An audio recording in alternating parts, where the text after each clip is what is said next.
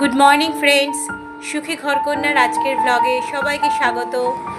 আমরা সবাই ভালো আছি, তোমরা সবাই কেমন আছো? নিশ্চয়ই সবাই ভালো আছো। সবাই ভালো থাকো, সুস্থ থাকো, ঈশ্বরের কাছে এই কামনাই করি। শুরু করলাম আজকের আমার ছোট্ট ব্লগটি। সকালবেলার দৈনন্দিন কাজ সেরে বিছানাপত্র গুছিয়ে নিয়ে মেয়েরা স্কুল টুল চলে গেছে, হাজব্যান্ডও বাড়িতে নেই, সে অফিস ট্যুরে বাইরে গেছে। তো অনেকটা ঢিলেমে দিয়ে চলছে আজকের সকাল থেকে কাজগুলো। ঢিলেমে দিয়ে চললেও কাজ তো কখনো বসে থাকবে না, সময়ও বসে থাকবে না। সময়ের সঙ্গে পাল্লা দিয়ে নিজেকে চলতে হবে। টুকটুক করতে করতে বেলা অনেকটাই বেজে গেল। ঘড়িতে এখন 12:30। দেখো, ঘড়িতে এখন বাজে 12:30। বাইরে বেশ রোদের তাপ আছে, তো একটু লাইটটা জ্বালিয়ে দিই, তাহলে তোমাদের দেখতে অনেকটা পরিষ্কার লাগবে।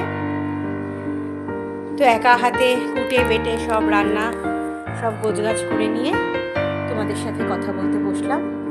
চলো আজকে দেখি আজকে আমি কি কি রান্না করলাম, সেটাই তোমাদের আজকে দেখাই।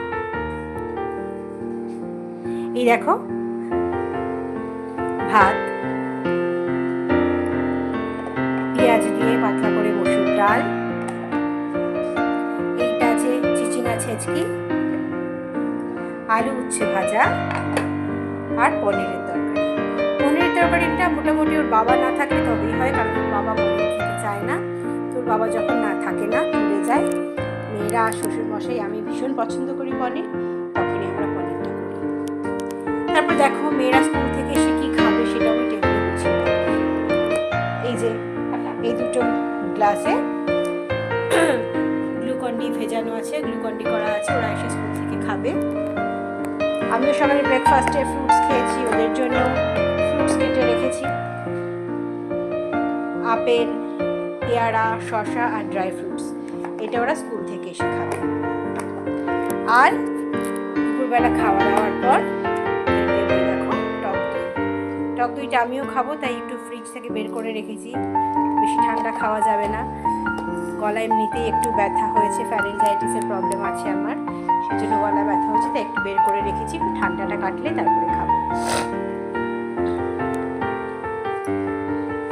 একটু পরে কাজের মাসিও চলে আসবে, তাই মেঝেতে পাতার পাপোশগুলোকে সব ঝেড়ে দরজার উপরে রেখে দিলাম, তাহলে মাসি ঝাড় দিতে একটু সুবিধা হয়। আর এই দেখো জুতোর র্যাকে সবার জুতো রাখা আছে, ওর বাবার আর দুই মেয়ে, ওরা স্কুলে গেছে, ওর বাবা বাড়িতে নেই, সবার জুতোগুলো রাখা আছে। এইভাবে রাখা থাকলে কি জুতোগুলো চারিদিকে ছড়িয়ে থাকে না, একটা অর্গানাইজডভাবে থাকা যায়। টিভি ঘরটাও ঝাড়পোছ করে নিলাম।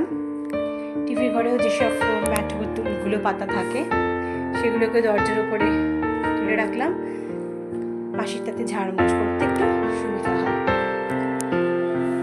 রান্না বান্নার পর সবই ডাস্টিংগুলো করে নিই।